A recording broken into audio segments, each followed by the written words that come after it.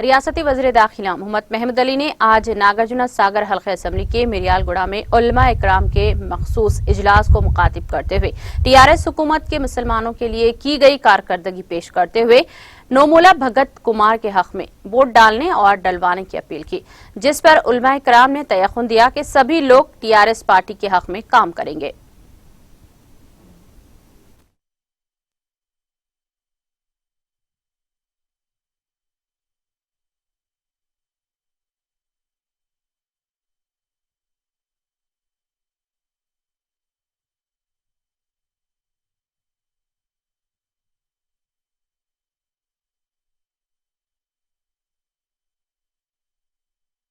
సాగర్ ప్రజలకు విజ్ఞప్తి చేస్తున్నాను, మీ ఓటు అంటే వేస్ట్ చేయవద్దు.